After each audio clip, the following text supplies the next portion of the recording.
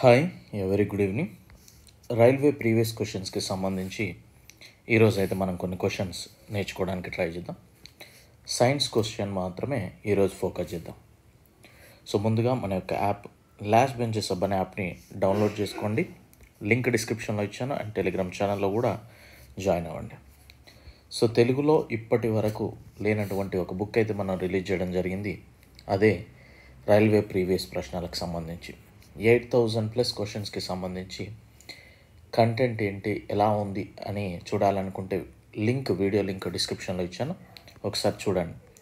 ఈరోజు తీసుకున్న వారికి అంటే 24th ఏప్రిల్ రోజు బుక్ తీసుకున్న వారికి 300 రూపీస్కే ఇవ్వడం జరుగుతూ ఉంది. యాక్చువల్గా ఇది 380 రూపీస్. ప్రతి ఒక్కరూ తీసుకోండి.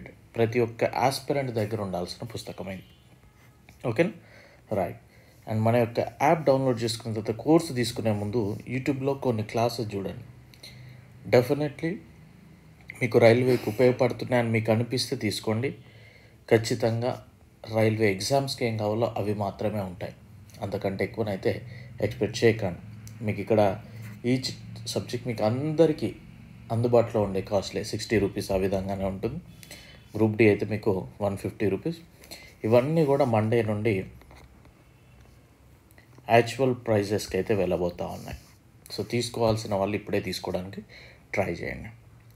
సో చూద్దాం, ఇక లేట్ చేయకుండా. ఇది మీకు ఏదైతే బుక్ ఇచ్చానో ఆ బుక్లో సంబంధించిన ప్రశ్నలు ఇవి. ఆధునిక ఆవర్తన పట్టికలోని కింది ఏ సమూహాలలో నోబుల్ వాయువులు ఉంచబడ్డాయి? నోబెల్ గ్యాసెస్ అంటాం కదా, మనకి 18th దాంట్లో కనిపిస్తూ ఉంటాయి. కణ విభజనకు సంబంధించినది ఇది సైటోకినిన్. న్యూలాండ్ పట్టికలో డాష్ మూలకాలను హాలోజన్లతో ఉంచారు? కోబాల్ మరియు నికెల్. అమెరికా చరిత్రలో ఇప్పటి వరకు 2 పర్యాయాలు అమెరికా అధ్యక్షుడిగా పనిచేసిన ఏకైక అధ్యక్షుడు ఎవరు అంటే గ్రోవర్ క్లీవ్లాండ్. ఈ క్రింది వాటిలో ఏ కణాంగాన్ని కణం యొక్క ప్రోటీన్ కర్మాగారాలు అంటారు? రైబోజోమ్లని కణం యొక్క ప్రోటీన్ కర్మాగారాలు అంటారు. సో ఇక్కడ మీకు ఈ క్వశ్చన్ 18th ఏంటి అనేది తెలియజేయడానికి ట్రై చేయండి ప్రతి ఒక్కరు. Anything but Khamosh, the Shatrughan Sinha బయోగ్రఫీని ఎవరు రచించారు? భారతి ఎస్ ప్రధాన్. కొన్ని జీకే క్వశ్చన్స్ కూడా మెర్జ్ అయ్యాయి. కింది మూలకాలలో ఏది పాలిటామిక్? సల్ఫర్ అండి. దృష్టి లోపం ఉన్న వారి కోసం భారతదేశంలో మొట్టమొదటి touch and feel garden Kerala assembly speaker P Ramakrishnan కేరళలోని తేనిపాలెంలో ఈ క్రింది వాటిలో ఏ ప్రాంగణంలో ప్రారంభించారంటే Calicut university campus. So touch and feel గార్డెన్ను ఎక్కడ ప్రారంభించారు అన్నప్పుడు కేరళ అనేది గుర్తుపెట్టుకోండి, సరిపోద్ది. ధ్వని యొక్క పిచ్ దాని డాష్పై ఆధారపడి ఉంటుంది. ఫ్రీక్వెన్సీ అండి, పౌనపున్యంపై ఆధారపడి ఉంటుంది. కాయిర్ బోర్డ్ ప్రధాన కార్యాలయం భారతదేశంలోని ఏ సిటీలో ఉంది? కొచ్చిన్. క్రింది వాటిలో రసాయన చర్య ఏది? రసాయన చర్య వెన్న పులసిపోవడం. కొన్ని ఇస్తాడు ఆప్షన్స్, అందులో వెన్న పులసిపోవడం అనేది కెమికల్ రియాక్షనే కదా. కాచిగూడ రైల్వే స్టేషన్ భారతదేశంలోని మొదటి ఇంధన సమర్థవంతమైన A1 కేటగిరీ రైల్వే స్టేషన్ కింది ఏ రాష్ట్రంలో ఉంది? అఫ్కోర్స్ తెలంగాణ. సూపర్ సోనిక్ విమానం ఏ వేగంతో ఎగురుతుంది? మనందరికీ తెలుసు, సూపర్ సోనిక్ అంటే సౌండ్ కంటే ఎక్కువ వేగంతో. మ్యాక్ నెంబర్ దీని వేగంతో అనుసంధానించబడింది. మ్యాక్ నెంబర్ మాక్ సంఖ్య అంటాం. మాక్ అనగానే మనకి ఫ్లైట్స్. గబ్బిలం ఉత్పత్తి చేసే ధ్వని ఇది అల్ట్రాసోనిక్. అల్ట్రాసౌండ్ వేవ్ యొక్క ఫ్రీక్వెన్సీ సాధారణంగా ఎంత ఉంటుంది? 20 kHz కంటే ఎక్కువగా. 20 Hz నుండి 20,000 Hz ఫ్రీక్వెన్సీని కలిగి ఉండే శబ్దాలను ఏమంటారు? వినదగిన శబ్దాలు. గాలిలో ధ్వని వేగం ఏ విధంగా చేంజ్ అవుతూ ఉంటుంది అంటే ఉష్ణోగ్రత తగ్గడంతో తగ్గుతుంది.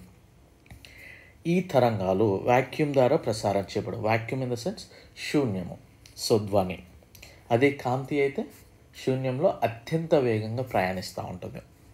గాలిలో ధ్వని వేగం మార్పు డాష్ ద్వారా ప్రభావితం కాదు. దాని యొక్క పీడనం ద్వారా ఎలాంటి చేంజెస్ అయితే జరగదు. ధ్వని తరంగాలు గాలి నుండి నీటికి ప్రయాణిస్తున్నప్పుడు క్రింది వాటిలో ఏది స్థిరంగా ఉంటుందో ఫ్రీక్వెన్సీ. సో ఇది చాలా కష్టపడి ప్రిపేర్ చేసిన పుస్తకం అండి. ప్రతి ఒక్కరూ వినియోగించుకోండి, డెఫినెట్లీ ఉపయోగపడుతుంది. మీరు పెట్టే ఆ 300, 380, 400 అయితే ఏదైతే ఉందో ఖచ్చితంగా ఉపయోగపడుతుంది. ఓకేనా. నెక్స్ట్ క్వశ్చన్, వాషింగ్ మెషిన్ యొక్క పని సూత్రం ఏది? సెంట్రిఫ్యూగేషన్. గాలి యొక్క సాపేక్ష ఆర్ద్రతను కొలిచే మరియు నమోదు చేసే పరికరం ఏది? హైగ్రోమీటర్. గాలి యొక్క శక్తి మరియు వేగాన్ని కొలవడానికి ఉపయోగించే పరికరం ఇది? అనిమోమీటర్. భూకంపాల తీవ్రతను కొలిచే పరికరాన్ని ఏమంటారు? సిస్మోగ్రాఫ్. ట్రాన్సిస్టర్ తయారీలో ఉపయోగించే పదార్థం ఇది? సిలికాన్. ధ్వని శక్తిని విద్యుత్ శక్తిగా మార్చే పరికరాన్ని డాష్ అంటారు? మైక్రోఫోన్. ఫ్లైట్ రికార్డర్ని సాంకేతికంగా డాష్ అంటారు? Black box. తేమను కొలవడానికి ఒక పరికరం ఉపయోగించబడుతుంది, అది ఏది? హైగ్రోమీటర్. భూకంపాలను రికార్డ్ చేసే పరికరం ఇది? సిస్మోగ్రాఫ్. గాలిలో ధ్వని వేగం డాష్పై ఆధారపడి ఉండదు, పీడనంపై.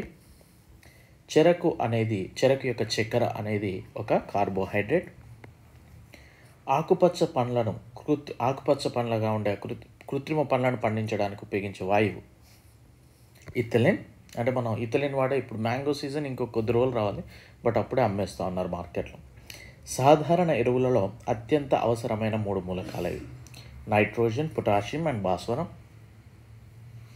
శీతల పానీయాలలో ఉండే వాయువు ఇది? Carbon dioxide. ఇక్కడ మీకు ఒక క్వశ్చన్, చిప్స్ ప్యాకెట్లలో ఉండే వాయువు ఏది? బల్బులలో ఉండే వాయువు ఏది? తెలియజేయండి. భారీ యంత్రాలలో కందెనగా దేన్ని ఉపయోగిస్తారు? గ్రాఫైట్. గ్లూకోజ్ను ఈథైల్ ఆల్కహాల్గా మార్చే ఎంజైమ్ ఇది? జైమేజ్. సిల్క్ ఫైబర్ అనేది రసాయనికంగా అది ఒక ప్రోటీన్ అండి. గాల్వనైజేషన్ అంటే ఇనుముపై జింక్ కోటింగ్. హైడ్రోజన్ బాంబును ఎవరు అభివృద్ధి చేశారు? Edward tailor. పెరుగుకు పాలు పులియబెట్టడం దేనికి సంబంధించింది? లాక్టోబాసిల్లస్. అణుబాంబును ఎవరు అభివృద్ధి చేశారు? Robert open hammer. సో మన యొక్క ఛానల్ని సబ్స్క్రైబ్ చేసుకోండి ప్రతి ఒక్కరు కూడా, అండ్ డౌన్లోడ్ కూడా చేసుకోండి మన యొక్క యాప్ని. ఫ్లోరోసెంట్ ట్యూబ్లలో సాధారణంగా ఉపయోగించే పదార్థం ఏది? పాదరసం యొక్క ఆవిరి మరియు ఆర్గాన్. రసాయనికంగా మిల్క్ ఆఫ్ మెగ్నీషియా అంటే ఏమిటి? Magnesium hydroxide. కాంస్యం అనేది దేని యొక్క మిశ్రమం? రాగి మరియు టిన్. మీకు మిడ్లో ఒక మంచి బుక్ అయితే సైన్స్ నుండి రాబోతూ ఉంది, బి అలర్ట్. బాక్సైట్ అనేది కింది ఏ మిశ్రమ లోహం? అల్యూమినియం. బుక్ రాకపోయినా యాప్లో అయితే అవైలబుల్గా ఉంటుంది. అణువు యొక్క కేంద్రకం ఏది? ఏం కలిగి ఉంటుంది? ప్రోటాన్ మరియు న్యూట్రాన్. గ్లోబల్ వార్మింగ్ ప్రధానంగా డాష్ పేరుకపోవడం, కార్బన్ డైఆక్సైడ్ ఇట్లాంటి. 18 క్యారెట్ బంగారంలో స్వచ్ఛమైన బంగారం నిష్పత్తి 75%. మనం 24 క్యారెట్స్ అంటే ఏమంటామో ప్యూర్ గోల్డ్ అన్నట్టు. గోబర్ గ్యాస్లో ప్రధానంగా డాష్ ఉంటుంది? మీథేన్. సో సేమ్ కృత్రిమ పనులను పండించడానికి ఇథిలిన్. నీటి సాంద్రత డాష్ ఉండవచ్చు, మంచు కంటే ఎక్కువ ఉంటుంది.